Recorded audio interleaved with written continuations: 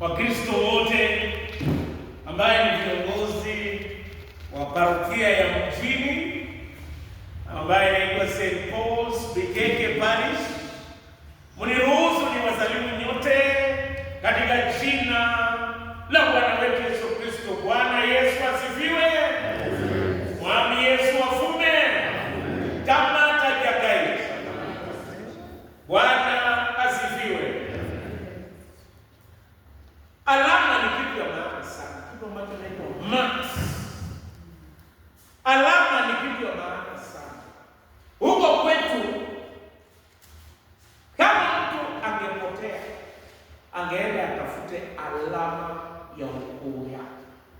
Ng'ombe ilikuwa inakatwa masikio kulingana na alama.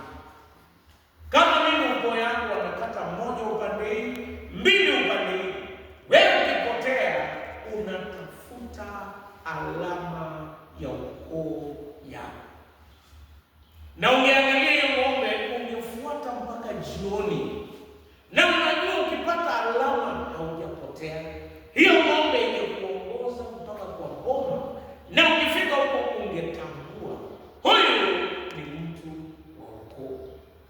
Hata kanisa uko na alama. Kanisa zingine alama inaonekana, lakini leo nataka kabla sijafunza majukumu niwaelezee alama 4 za Mwanglikana. Alama 4 za Mwanglikana. Jambo la kwanza, alama ya kwanza ni kwamba Mwanglikana anajulikana kwa Biblia. Kitabu ambacho anabeba kwanza na inakuwa mwongozo ni Biblia. Biblia ndio inaongoza mafunzo yetu. Imani yetu imejengwa kwa msingi wa Biblia. Yaani kwa lugha ya Kiingereza wanasema an Anglican is biblical. Yeye anafuata maongozo na mausia ya Biblia. Kuna kanisa lingine mtu anaweza ota na kuja atuambie kutokea leo nimeota fulani. Lakini kama Mwanglikana tunasema, je, ndoto yako inaenda sambamba na Biblia? Unajua kitabu nasikia, sijaona, nasikia kitabu vijana walikuwa wanaotaka yule mwenye anaolewa na Yesu. Sijui umesikia umeelewa? Hapo wengine waliambiwa nimekuota. Lakini Biblia inasema ya kwamba wakati ndoto iliingia Maria, pia ndoto ikakujia Yusufu. Kwa hivyo Biblia inasema hata kama umepata ndoto sio mbaya, hata mimi wacha ningojee ndoto yangu. Ikikuja ilikuwa ni kweli. Kwa hivyo alama ya kwanza inaonekana ni Biblia. Alama ya pili ni ya kwamba Mwanglikana ni mtu wa taratibu. Kwa Kiingereza inaitwa liturgical. Yaani sisi tuko na taratibu. Na taratibu yetu inafuata misimu. Msimu wa kwanza wa Mwanglikana ni kitu ambacho kinaitwa kuja. Wakati wa Disemba tarehe 1 hapo ndio kalenda ya Mwanglikana inaanza. Ni msimu wa kuja. Katika msimu wa kuja tunakumbuka Yesu kuja mara ya kwanza na tunatarajia Yesu atarudi mara ya pili. Wewe ukiwa Mwanglikana na wewe kiongozi wa kanisa, leader, mahubiri yako na nyimbo inastahili iende sambamba na msimu. Kama wakati huo tunaimba itakuwaje akija, itakuwaje akija, wale wanaelewa ni kwamba ni msimu wa kuja. Hii msimu ya kuja tunakumbuka Yesu kuja mara ya kwanza na tunatarajia atakuja tena mara ya pili. Kwa hiyo msimu una siku ya Christmas. Na nyinyi mnakumbuka tulikuwa tukiimba watunga wali olinda kuja nyama zao mala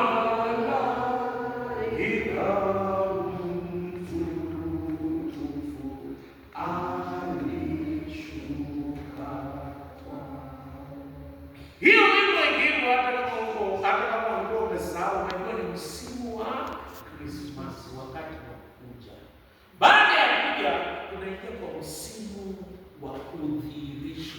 Inakuwa tarehe 6 Januari. Udhihirisho ni siku ambayo Yesu alifunuliwa kwa watu wa mataifa.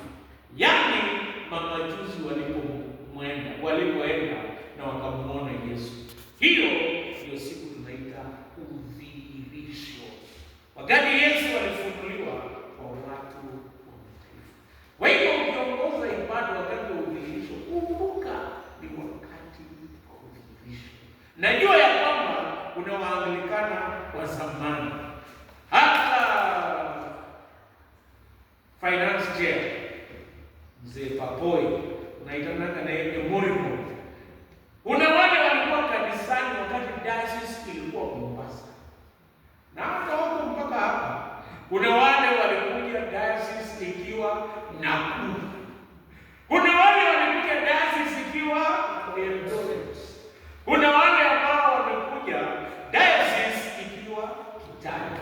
Kuna wale ambao wamekuja wakati bishop wa kwanza ndio alikuwa bishop. Na kuna wale ambao wamekuja bishop akiwa wa pili. Lakini taratibu yetu bado ni sawa wakati wa udhihirisho. Baada ya udhihirisho tuko na inaitwa Strove Tuesday.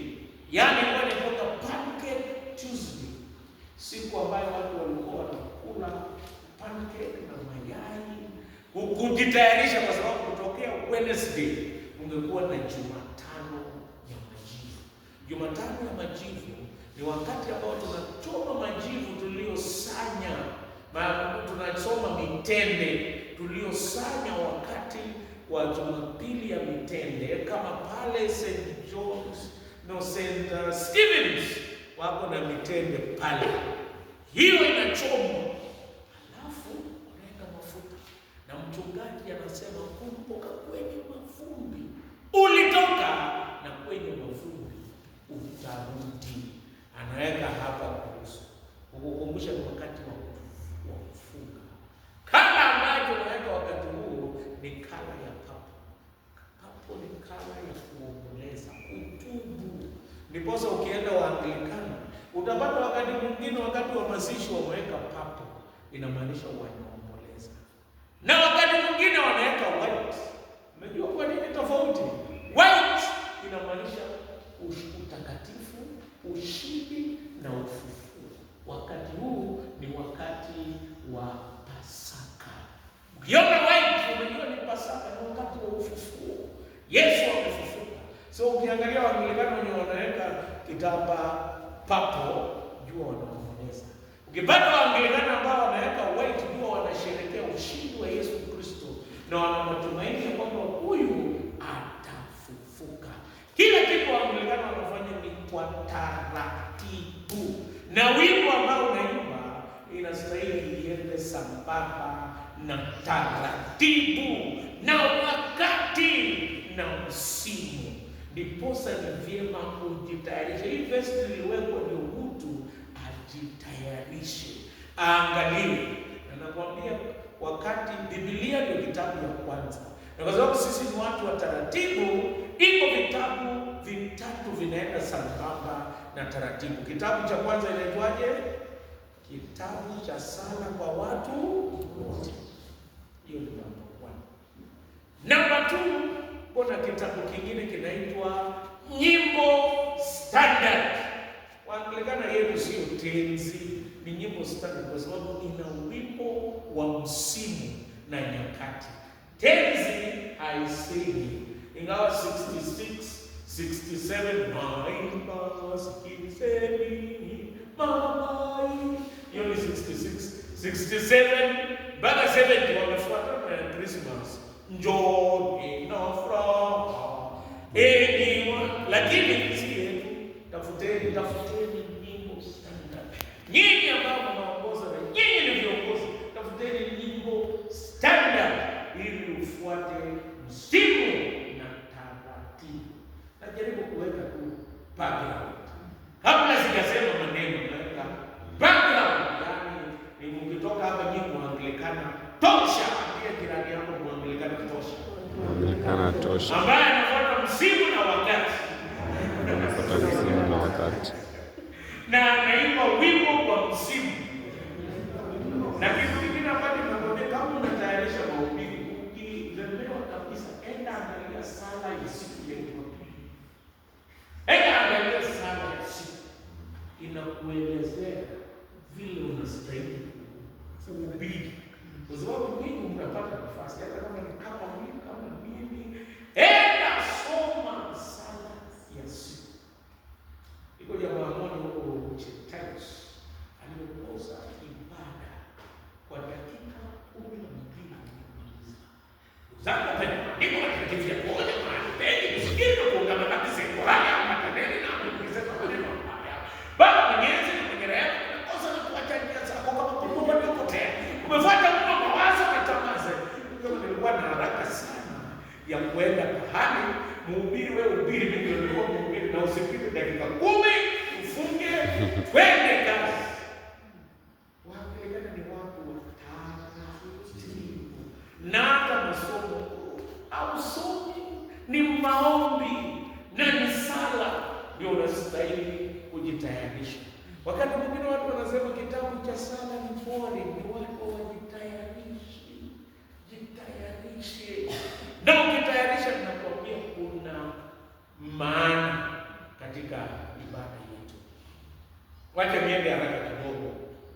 Nasema baada ya Jumatano ya Majivu tuko na siku 40 ya kufunga. Ndiposa mliletewa bahasha ya Pasaka. Wakati huo you are not postponing eating. Unajua there is a difference between postponing eating. Ukienda pastor, na nataka niwaambie ujuzi ya pastor.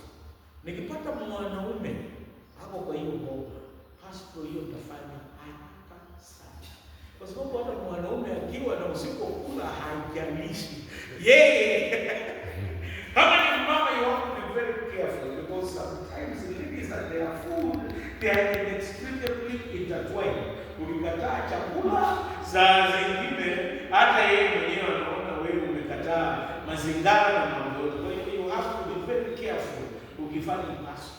Nataka niwaambie, men are very good at postponing eating. Kama lunch hata hiyo ndio postpone kwa sawa. Na hiyo si saumu, you are just postponing. Yaani saumu ni kwamba ile unakula lunch, wacha kukula, weka hizo fedha, utatoa isaidie kazi nyingine. Pia it is not under strike. Mwingine amefunga, amekula, kama mwingine alikuwa anaenda mkutano ya bora, amekula. Yaani amefunga kabisa mambo yote mpaka mzee anapata changamoto mingi, na anasema fasting, going for a war, wazee wakapata stress na kuchanganyikiwa na hakuna baraka.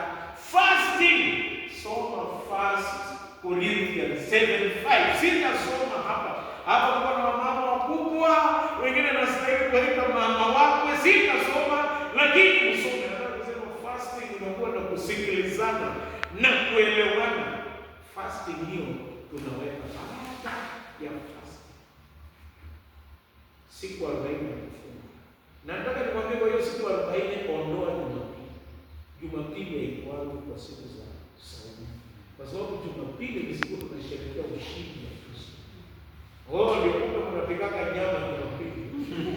Okay, lakini ni mzuri hata muache msimu hiyo, maana hapo si mbaya.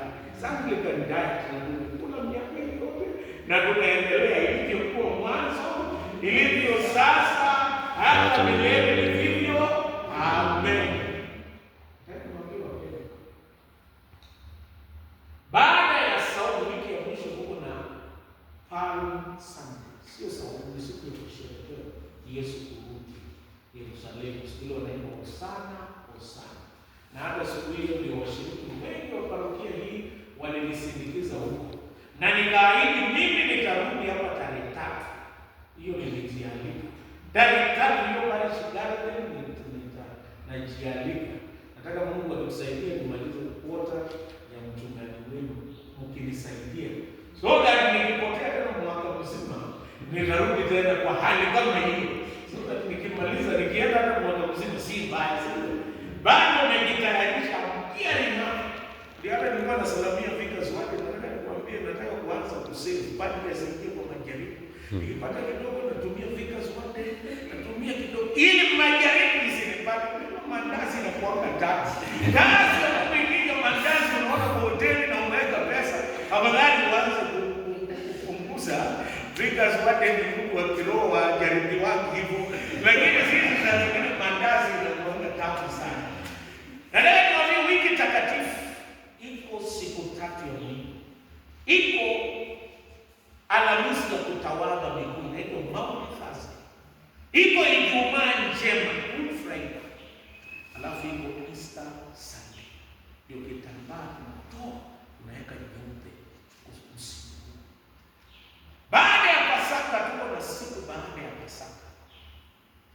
Alafu tunapokuja siku 40 kitambaa itabadilishwa itakuwa red. Red inamaanisha Roho Mtakatifu.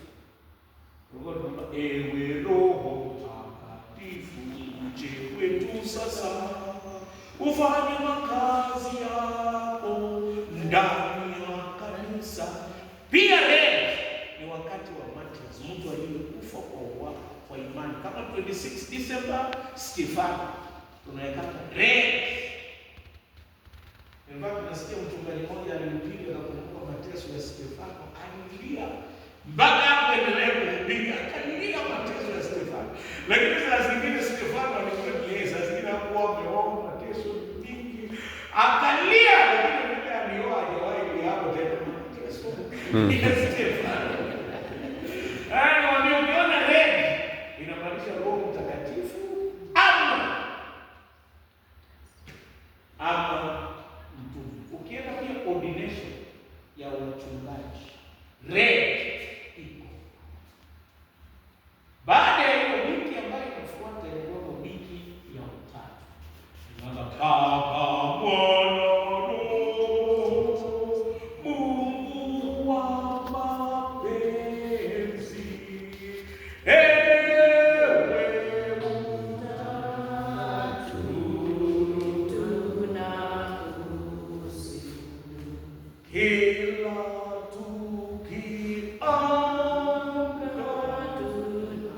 Hiyo wimbo tafadhali ukiongoza ibada iwe kwa ibada ya Utatu ama ibada ya asubuhi. Tafadhali usipatikane ukipa kana ni usiku tena.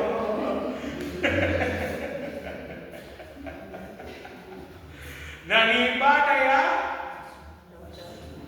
ni ibada ya asubuhi. Mwanglikana ni mtu wa taratibu. Kwa hivyo nilisema vitabu ambavyo hapo ni vitatu. Kitabu cha kwanza, kitabu cha Salu, kitabu cha pili ni standard. Kitabu cha tatu kinaitwaje? Lectionary, taratibu ya masomo. Taratibu ya masomo mwaka mzima. Vitabu hivi vitatu Mwanglikana hapo nazo. Inamaanisha sisi ni watu watakatifu. Tuko pamoja? Kitu cha nne ni kwamba Mwanglikana is apostolic. Mambo yetu yanatoka kutokea kwa mitume. Huko na ndio tunaita apostolic succession. Yaani uongozi wetu ulitoka kutokea kwa mitume, wakaweka maaskofu. Nao maaskofu wanaendelea kuhudumu mpaka sasa. Sio kitu ambacho unaamka mwenyewe na kujitangaza leader. Ama hauwezi amka mwenyewe na kujifanya mchungaji. Lazima kuna taratibu kutokea mwanzo, na kutokea mwanzo ukafanywa na siku. Unajua kuna watu wengine wanaitwa bishop. Ukimuuliza wewe uliwekwa wakfu siku gani, akumbuke tarehe, kwa sababu yeye mwenyewe amekitangaza. Na hata leader unajua ukitaka kuuliza swali, Mungu ametoka darasa nyingine, wewe uliwekwa siku gani? Sikumbuki. Huyo hakuwekwa sana. Aliweka mwenyewe. Sisi tuna taratibu hiyo. Nataka kusema yetu inatoka kutoka kwa mtume. Na kuko na mwanafunzi wa mtume alikuwa anaitwa Albert. Akaenda Britain. Alipofika Britain akaanza akaanzisha kanisa ambayo inaitwa Anglican Church. Ilianza second century. Kanisa hiyo ikaendelea. So kanisa ya Kianglikana Katoliki wakisema hao ni wazee, hata sisi ni wazee sawa na hao, kwa sababu kanisa ilianza wakati wa mitume na ilianzia kule England. Baadaye kanisa ikaenda chini, wakatuma mwingine anaitwa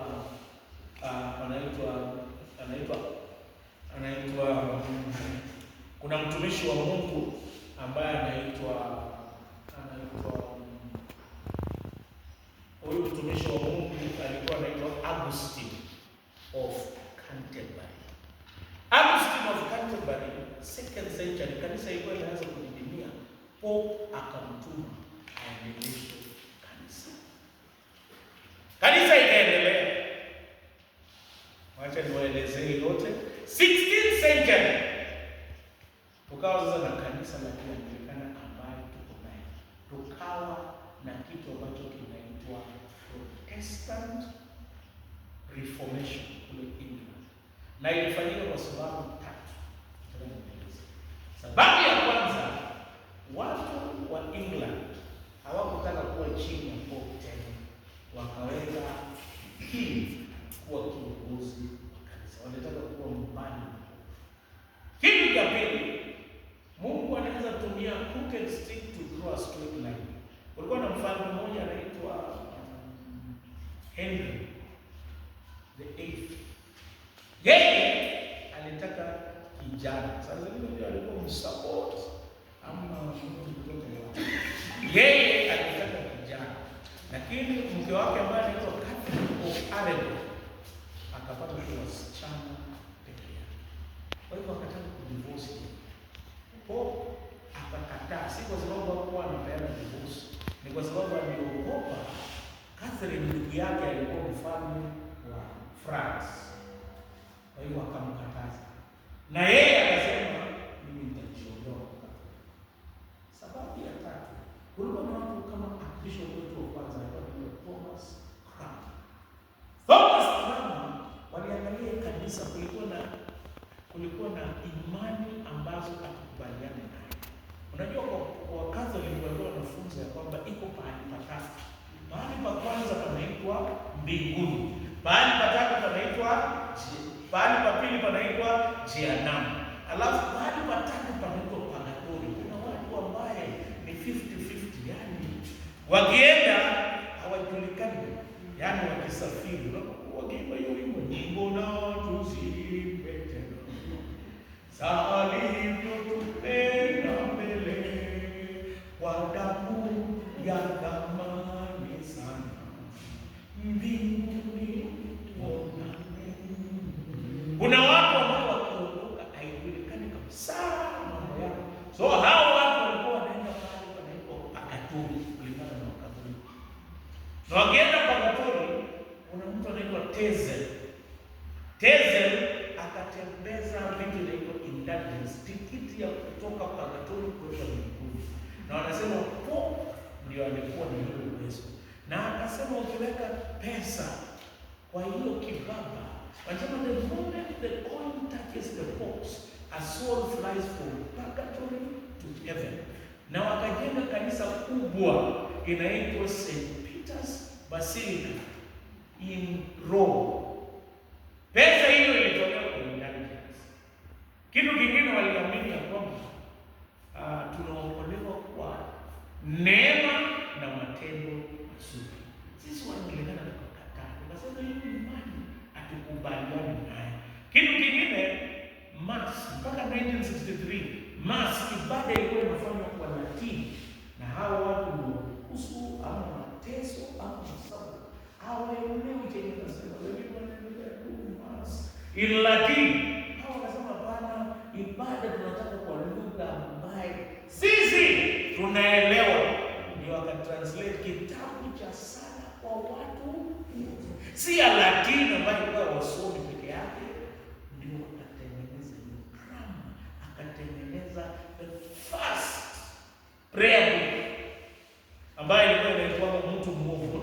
Ile kitabu ilikuwa kusoma mtu mwovu. Angapo anakumbuka mtu mwovu atakapokaidi, tulikuwa tunaanzia hiyo.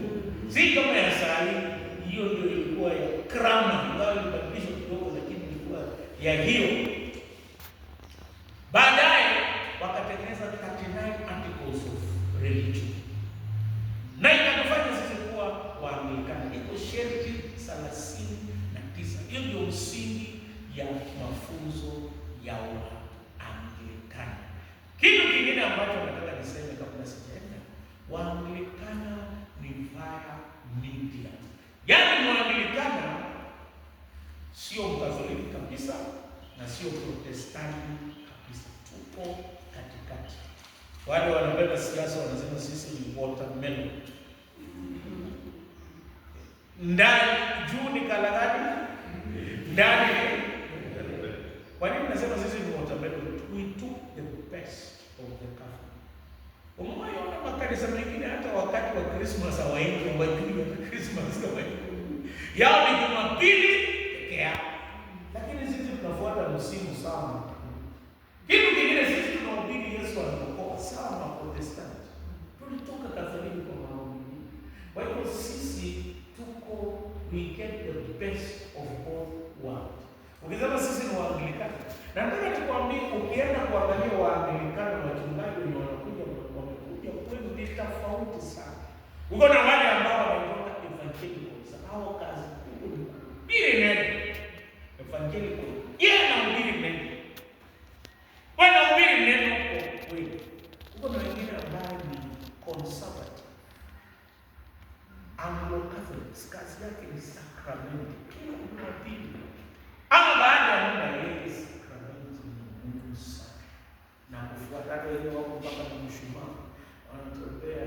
Sio mmoja na mchungaji wetu mwenye anahubiri pale pengine hata yeye anasema Bwana akae ndani. Akae ndani. Yani Anglo-Catholics, yani analinda towards hiyo side. Yani neno si ya maana sana. Sakramenti kwake ni ya muhimu. Lakini yote ni ya muhimu. Kuna Waanglikana ambaye ni very liberal, anaingia mpaka kwa siasa kabisa. Liberal. Na hata liberal wakati mwingine sisi tuko na wale ambao ni Puritans, conservative, wa ushirika. Hata deni ni dhambi. Unajua deni ni dhambi? Wapo deni ni dhambi. Na hata mahali hawezi kaa chini kuongea mahali. Wapo. They are Anglicans, lakini sisi sote tuko pamoja. And I want to there is a lot of diversity in the Anglican, ukituona. Lakini kwa mambo manne yanatukutanisha. Kitu cha kwanza, Mwanglikana anasema aamini. Ndio hapo Mwanglikana vitu vingi. Kitu cha kwanza unaamini Biblia. Kitu cha pili unakubaliana ya kwamba uko na imani mbili. Inakubalika. Imani ya mitume na imani ya mitume. Moja ni ya ubatizo na ingine ni ya mafunzo. Imani ngapi? Unaona kwa kitabu cha Sala ni imani gani imetolewa, ilikuwa ya zamani na ilikuwa ya sasa. Kulikuwa na imani nyingine tulikuwa tunasema wakati wa Jumapili ya Utatu. Inaitwa imani ya atanakio. Hiyo ilitolewa kwa sababu Waanglikana wote hawakubaliani. Kitu cha tatu, sisi tunaamini sakramenti mbili pekee yake. Kila Mwanglikana anakubaliana na sakramenti. Sakramenti ya ubatizo na meza ya Bwana. Kitu cha nne kila Mwanglikana anakubaliana ni ofisi ya askofu imekuwa kutokea mwanzo. Na hakuna wakati hakutakuwa na ofisi ya askofu. Lazima kutokea askofu. Hata ule kama Kapenguria sasa ama popote ambapo logo askofu mkuu basi kuko na askofu kila pahali. Kanisa letu linaongozwa na askofu. We are synodically we are episcopally led. Tunaongozwa na askofu na we are synodically askofu ndiye anaongoza kanisa. Kanisa letu ni episcopo. Mamlaka iko kwa askofu, lakini pia kuna ushauri kwa sinodi. Sisi ni tofauti na ukienda kanisa ya AIC, mamlaka iko kwa wazee.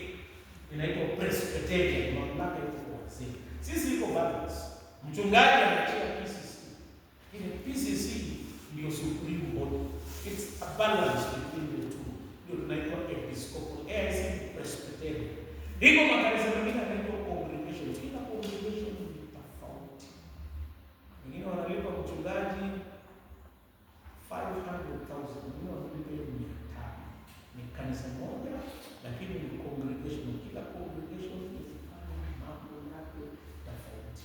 Lakini sisi ni episcopal led. Tunaongozwa na askofu. Pia tunapata ushauri wa sinodi. Basi nimekuja vizuri. Nataka kuelezea alafu nikuje penye tu. Basi Waanglikana. Juu tuko na kitu kinaitwa Anglican Communion.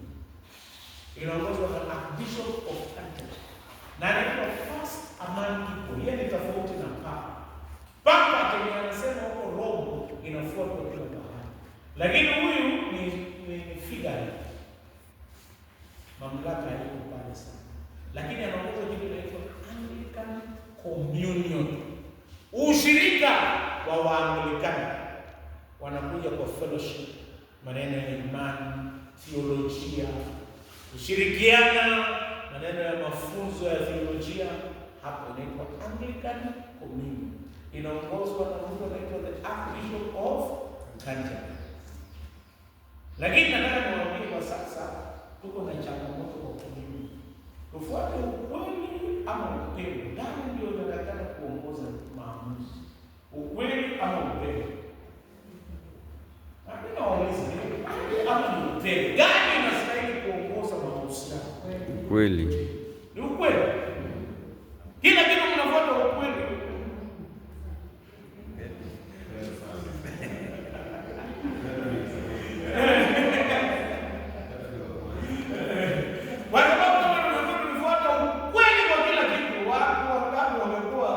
Wanaishi bado duniani. Biblia inasema upendo usikiri wingi wa changamoto na hata mambo mengi iko ingine tu upendo wa Kristo inatosha. So there is a very big rift kwa sababu wa Anglican Communion kuna wale ambao wanaamini ya wao mwanaume, si wa Afrika wanaamini mwanaume anaweza amua kwenda kuishi na mwanamke. Watu wa Ulaya ndio tumetengana kidogo, hiyo grupu nyingine inaitwa Kafka.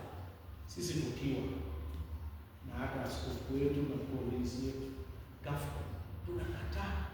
Kama jamaa anaitwa Robinson huko New Hampshire aliamua kuwa bishop na ana mwanaume kama bibi yake. Sisi tunasema hapana, maandiko haifuati. Sisi tunafuata ukweli. Lazima wanapenda watu wote. Penda watu wote. Hata hao watu wako na predisposition. Kila mtu wako na changamoto. Wengine ni ubisi. Zalika tu. Yaani akiona pesa anasanya. Sasa tukubali kila kitu. Sema mimi yangu ni kutafuta wanaume. Sasa tukuruhusu bana tubu ndugu. Ndugu badilika, wazungu wanasema bana tubu hiki kitu yetu hii tunafuata. Ndio hapo huko na changamoto, lakini sisi Kenya tunafuata imani ya Biblia. Tunaamini ya kwamba kanisa ni ya wote, lakini hao ambao wanaita pia wakuje wasikie neno, watubu, waache, waoe, ndio Kenya iendelee. Na hata mpaka sasa hiyo debate ya kwamba hata hao watu waadopt watoto hawezi kupata watoto. Lakini waadopt sio kitu ambacho nataka niwaambie sisi tunafuata. Lakini tunawapenda, tunawapenda neno la Mungu liongoze na muone Kristo. So bali wengine nikihubiri hivi naweza kukuzwa kwa sababu lazima utakaye kutaja hiyo maneno upendo. Liberal theology inaishia kukubali kila kitu. Kutoka kwa Anglican Communion, nataka niwaambie kuna province. Every province is autonomous. Hapo unaandika in fact mamlaka yetu yote hapo kwa kila province iko autonomous. Je, unajua katiba ya province ndio katiba kuu. Na diocese zikitilafiana na province tunaenda kwa province.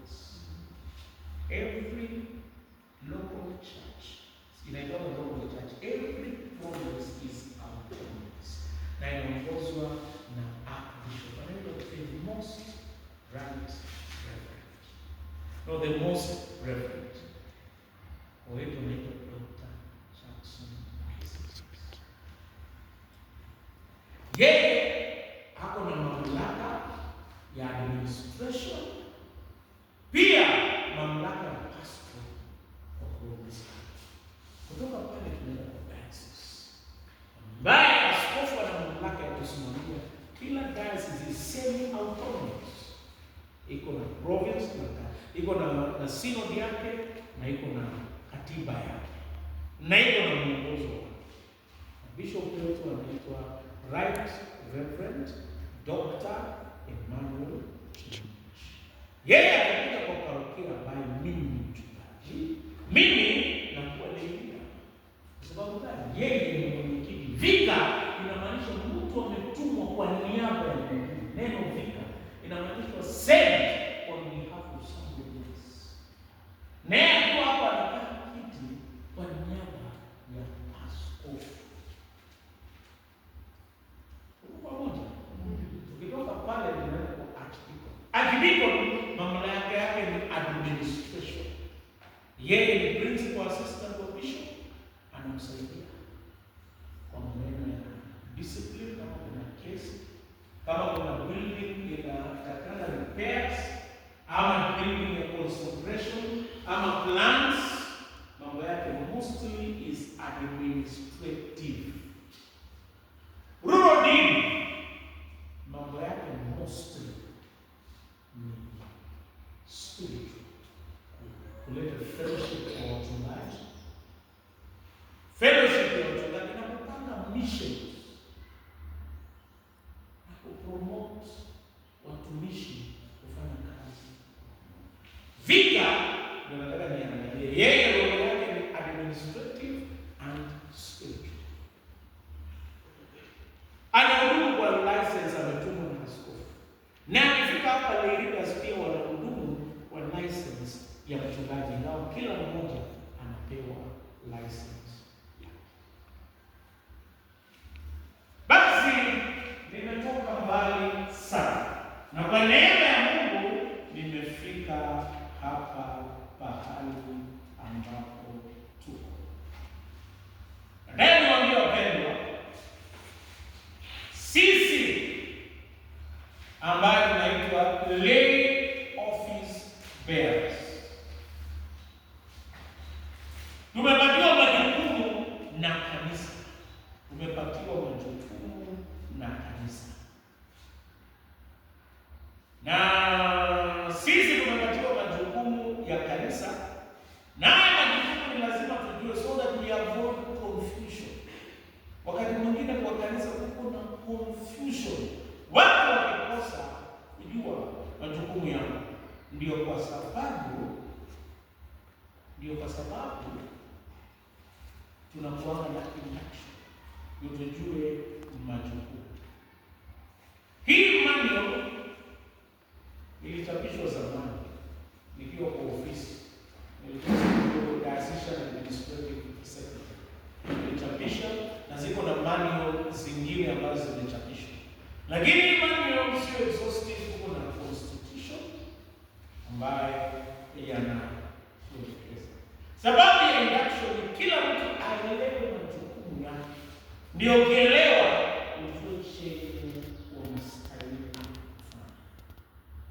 Sitaki kuelezea yule ambaye anachukuliwa kwa kanisa, kwa sababu mimi naonekana wa muda na mnaelewa.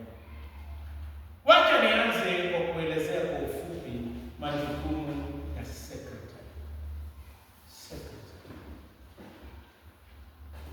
Anatakikana kuweka records of all minutes za PCC meetings ama local church meetings, na anatakikana kutengeneza minute book ambayo iko na hizo mikutano, yani minutes za hizo mikutano, na inatakikana ikuwa available kwa AGM ya local church ama ya parish. Hizo minutes yeyote hapo tayari kuperuzi. Anatakikana at the wakati wa AGM atoe report, written report kuhusu kanisa. Na hii report inatakana ikuwe very precise.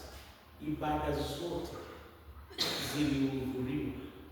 Ama kama kwa PCC, hii tulikuwa na PCC parish gatherings fulani na PCC meetings fulani. Just a very precise.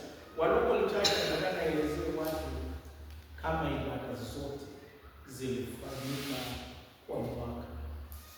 Yeye anastahili kumsaidia treasurer counting and recording of offering, kwa sababu yule mwenye anastahili kuandika ni secretary, lakini mwenye anataka kuhakikisha na kusign ni treasurer. Ndipo kuna nafasi ya hawa wa AGM anastahili kurecord as the outgoing secretary. Yeye pia anakuanga signatory na anastahili keep records of statistics and census.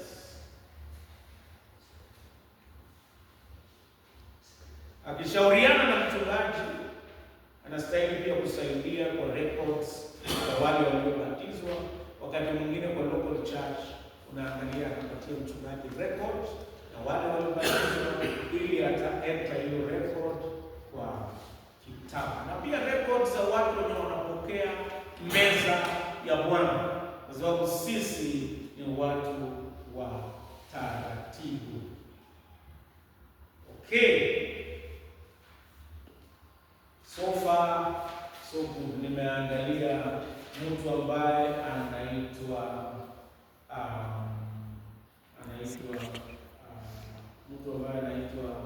secretary. Treasurer is a custodian of the parish account. Kwa kanisa la Kianglikana sasa, constitution ya askofu wetu wa Italia, uko na watu wawili ni mandatory signatories, ni treasurer na vicar. Kwa sababu vicar anatumwa kwa niaba ya askofu na treasurer amechaguliwa kwa niaba ya Kristo.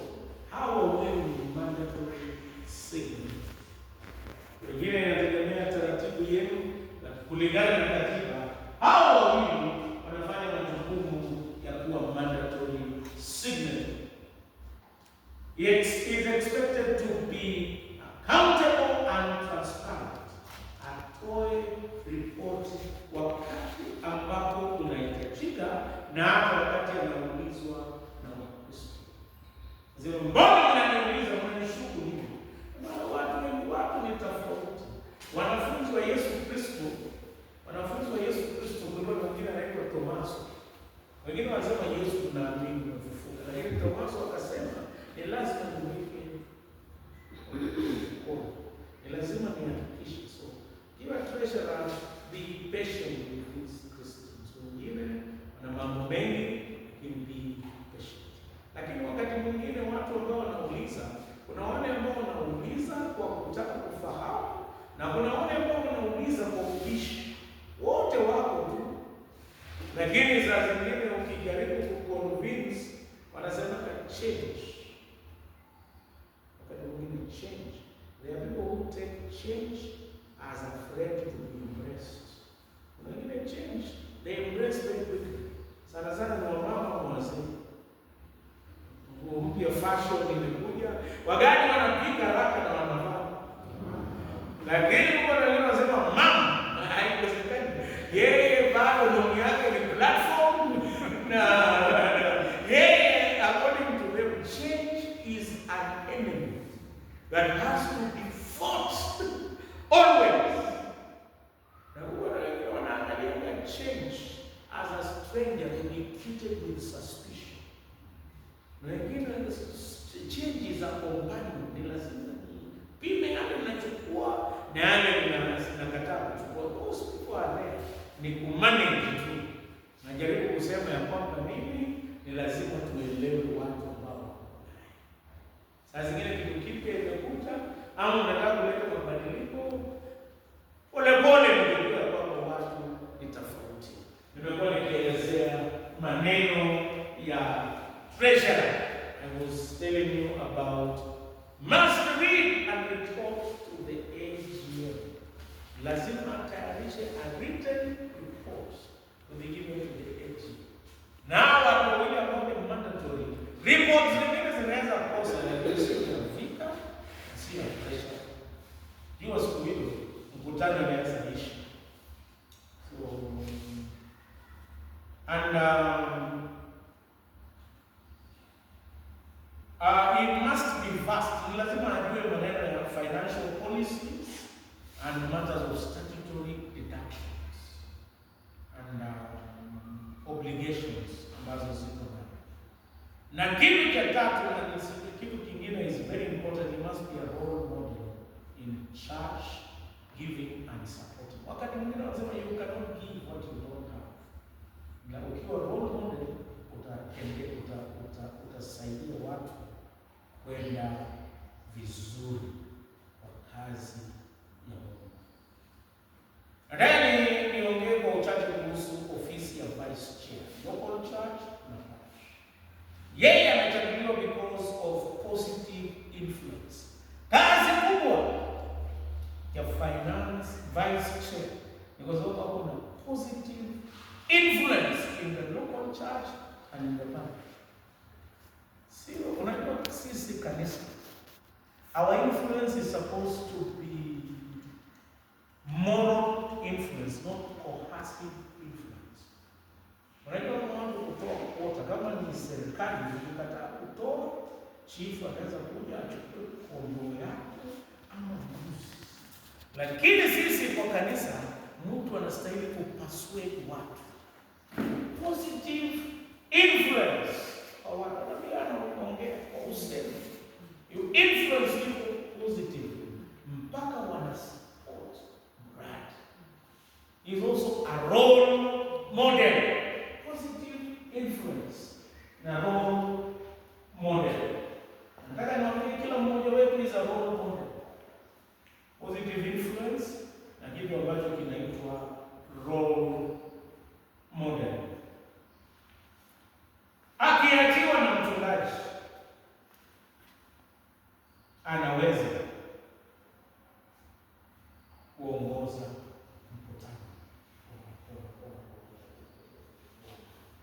mkutano wa PCC yachiwa na mchungaji. Wakati mwingine mchungaji anaweza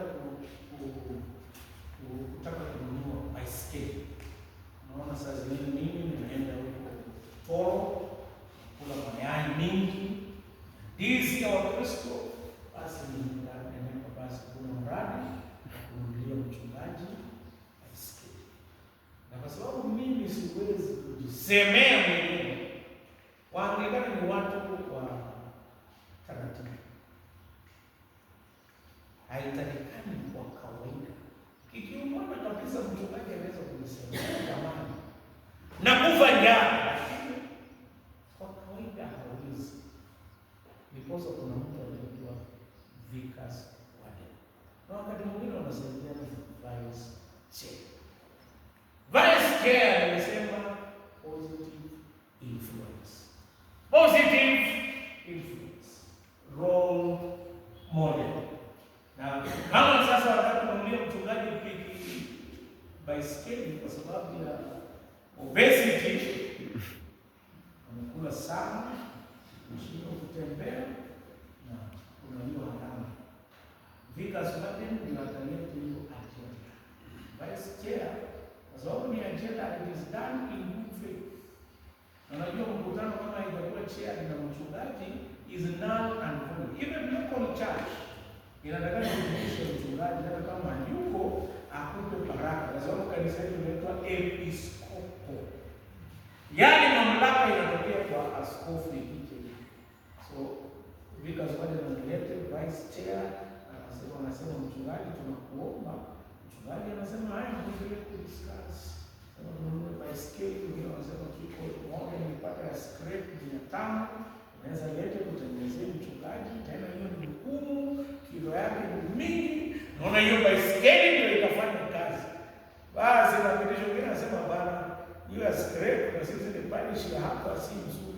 Twende tutafute angalia ingine si mbaya sana ya mzee fulani anauza 2,000. Mwana discuss mwishowe mnapitisha. So anaweza kuchea such matters akiruhusiwa na mchungaji. Kitu kingine ambacho anasema ni ya kwamba huyu mtu ambaye anaitwa Bwana is instrumental in solving disputes. Kuna maneno, kuna issues za Wakristo watu wanakwaruzana, yeye anatakana kwa mambo mengine anatimiza pamoja na people's warden, anasuluhisha mambo mengine hata kabla haijafika kwa mchungaji. Pia yeye ni member wa executive wa PCC na advisory wa mchungaji, anampa mchungaji ushauri. Sijui kama nafikiri tumetoka hapo kwa vice chair, twende kwa mtu ambaye anaitwa people's warden. People's warden. He represents the concerns and the needs of the Christians to the vicar and to the respective councils. Uko na mahitaji mengine ambayo yanahitaji ushauri. Usikuje kanisani na people's warden kusema juzi nimeenda pastor nikapata fulani na mke wake. Vile nilichunguza nikaangalia ni kama amekwaruzwa. Haina unatangaza kwa kanisa unasema iko maneno ambayo una submit in confidence kwa mchungaji. Umeona unawakilisha maneno ambayo kwa mchungaji na mengine kwa kamati ya local church council. Unasema vile mimi ninaangalia tunastahili kufanya hivi na hivi. Ya kwamba Wakristo wanaamini ya kwamba wamekula makuli sana kwa breakfast, wanaomba next time watu wapike mandazi. You raise these concerns to the respective committees. Kitu kingine ni kwamba people's warden informs the vicar and the lay leaders of the welfare, sickness, bereavement, ukipata report. Ukienda pale kwa watu wa vinyoro, they are very particular. Yaanglikana ya huko panendo wa mseno no, it's very, very particular. Very, very particular. Yani, mambo ikitokea, mtu amefariki, kiongozi wa kijiji, people's warden, lay leader, mchungaji. Na heka mzee anaitwa mzee Christopher Timwa. Cannot forget this old man. Yeye alikuwa development chair kujenga kanisa ya St. George's Kingdom. For 8 years, yeye alikuwa development chair. Alikuwa mchungaji. This wakati wanapiga report kwa padri na shilingi 500. That's what he used to say. Yeah, it is well choreographed. Kutokea mwanzo mpaka mwisho. Sijasema mfuate taratibu hiyo, lakini taratibu inajulikana. Kila mtu anajulikana na roles. Kwa sababu wakati mwingine unaweza blame vicars wote, unaweza blame huyu, lakini majukumu kutokea kwa kijiji, report ifike kwa lay leader ambaye mchungaji. Lakini hiyo haimaanishi ya kwamba kwa sababu lay leader ni part-time worker, saa zingine hapatikani. Ndiposa saa zingine mambo inaenda mpaka inafikia mchungaji, lakini pia yeye anajulisha lay leaders mambo hayo. It works, but information inakana iende. People's warden very, very, very critical in giving out information. Also concerns sickness, challenges, and other issues that the church needs to address. Also conflict resolution. Si mambo yote people's warden unapeleka mbele. Mengine unang'ang'ana kutatua. Akipita uwezo unaweza hata sukuma kwa nini. He must be very good at conflict resolution. Anataka atakani kuwa mtu ambaye ana give up very easily. Nimeongelesha dakika 5 au 6 sana. Iko mengine tunaongea siku 5. Lakini ukiona mambo imekuwa complicated, inaenda counseling na nini, refer.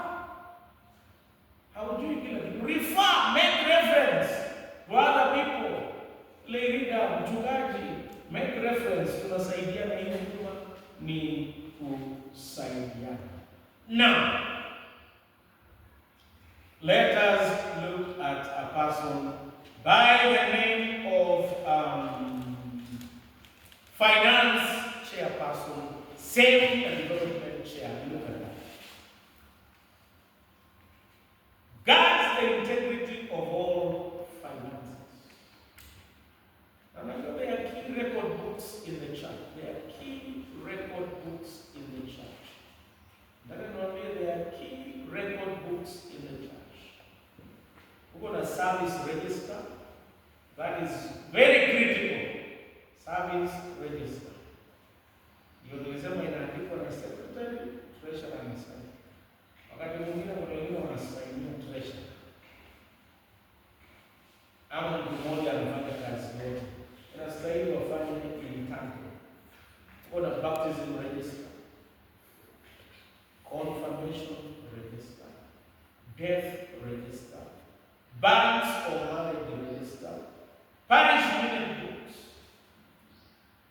Allow kuna finance chair. It is incumbent upon the finance committee and the finance chair, treasurer, to ensure that the following books are maintained: receipt books, payment vouchers, analysis books, and other documents. So, mchungaji na kamati ya finance inastahili kuensure ya kwamba hizi documents ziko, and it ensures integrity of all finance. Ensure proper records, bookkeeping and reporting. Ensure proper records, bookkeeping and reporting. Prepares and presents budget to the PCC. Kitu ambacho kinatuongoza in all our spendings is the budget. That's why it's very, very critical. Finance chair na kamati yake anastahili prepare the budget, looking at all the obligations ambazo ziko, so that you don't do a mini budget katikati or supplementary budget. You must prepare a proper budget, and the budget must be realistic.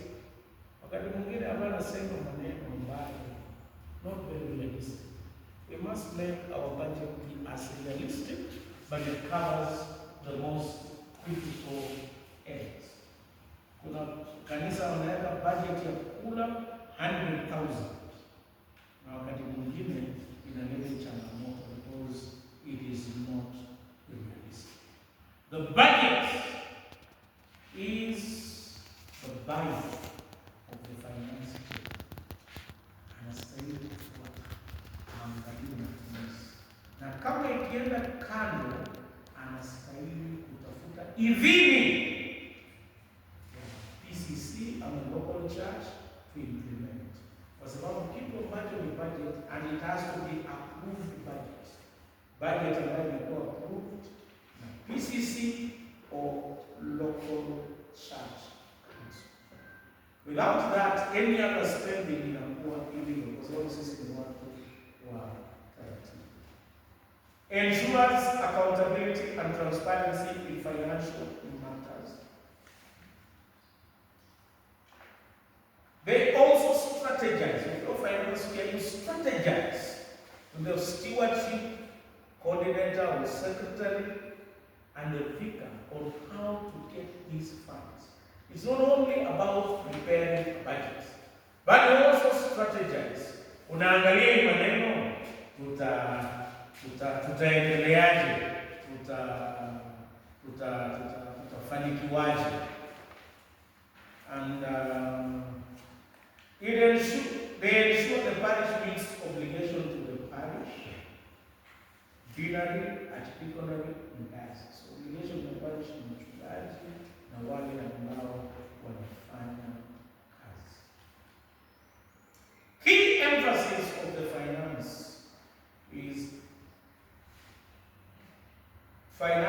stewardship is a spiritual responsibility and not merely administrative. Ni majukumu ya kiroho kujitolea. Organized teachings and leadership is service.